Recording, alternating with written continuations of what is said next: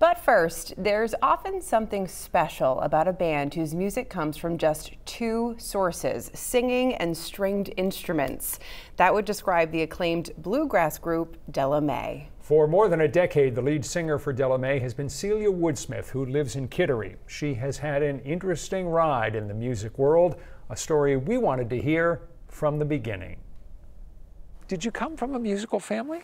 I did not come from a musical family. It's sort of been discussed in my family as to where did she get it? Where did it come from? How old were you when you first started taking music lessons? I've never taken music lessons. Really? Yeah, okay. There's hope for the rest of us. I should have had music lessons, but I was a little bit too wild for that, I think. I just wanted to do my own thing. When she was starting out as a professional musician, Celia Woodsmith told herself she'd give it 5 years. And if she weren't making a living by then, she'd give it up. More than 4 years went by and she was struggling, ready to quit and start a new chapter in her life, when a musician friend asked her out for a cup of coffee. And she said, I need a singer for my band Della Mae. And I said, well, I can help you out, but only for 6 months or so, just to get you to another place. And she said, okay, sure, yeah, just for 6 months. And so 6 months turned into a year, which has since turned into 12 years.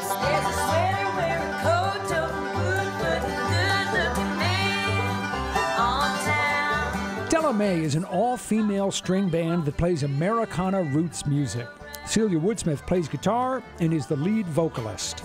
The music is joyful, but the constant touring, especially in the early days, was exhausting. We were on tour 5 years in a row for 220 days out of the year, so I was rarely home. How did you get through being on the road and playing 220 days a year? I think the bluegrass community really takes in and holds its musicians more than any other genre of music I've ever encountered. You know, I came from rock and roll, where people didn't care if you ate fries off the floor and slept in a gutter, you know, they didn't care about you. But in bluegrass, like, there's this whole ethos of like inviting you into the home, really taking care of you.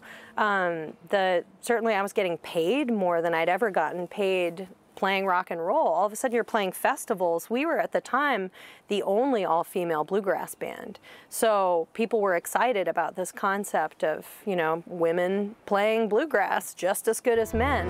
Charlie's got a gold watch. Don't seem like a whole lot.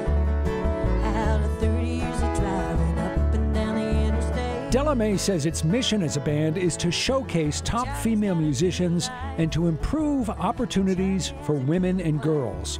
It's easier to spread that message when your music is great. This photo was taken the night Della Mae learned they'd been nominated for a Grammy Award. I recently just met a young woman. She's 22. She started her own all-female band. She's out in California, and she said that she had the idea and got the gumption to do that because she saw us 12 years ago. And that, if that's the only thing I've done to make the world a better place in my lifetime, I think that will have been worth it, to get another woman on stage, to give another woman enough self-confidence to be able to do that.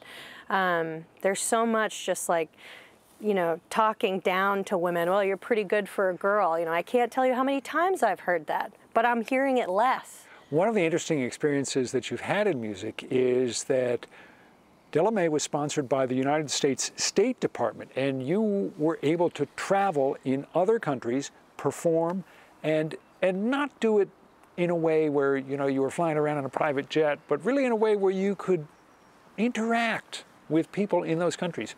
What was that experience like? Yeah, that was one of the most amazing experiences in my life. Those travels as an ambassador of music have taken Celia around the world, from the Marshall Islands to Pakistan, from Saudi Arabia to Turkmenistan. To give joy to these little children, even just for an afternoon, was life-changing for me. And to know that music was the way I could do that. And I built a boat out of a wandering heart.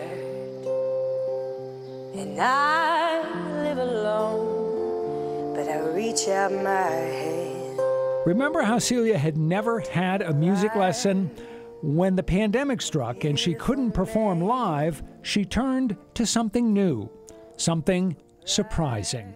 I teach now, and I never taught before. I didn't have enough confidence in myself because I hadn't taken lessons. I didn't think I knew enough. So it turns out that, 15 years in a career doing it almost daily does give you some perspective and some skills to share. Although Celia offers lessons in singing, stagecraft, songwriting, and more, what still gives her the greatest satisfaction is getting out and playing for an audience. And I think I've become addicted to it in a way. I've been doing it for so long that the feeling that you get when an audience is really there with you is unlike anything I've ever experienced. I've got to say, you look, when you're on stage, you look as though there's no place else you'd rather be. That's true. That's true. Yeah, I think it's the place where I'm most fully myself. I think performing in a way has been therapy for me for a long time. So I am what I am. Free therapy. It's great.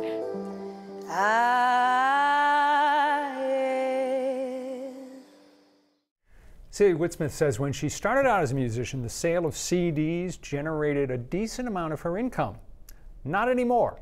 That's why she now uses CDs for another purpose. She has them hanging from the trees in her backyard. The hope is the CDs will keep away hawks that might otherwise prey on her chickens. Oh my goodness. If you'd like to see Celia Woodsmith and Della Mae in concert, they're actually playing Sunday evening at the Portland House of Music. Just head to the 207 section of our app or website for more information. And we've got a song from Celia coming up at the end of this half hour.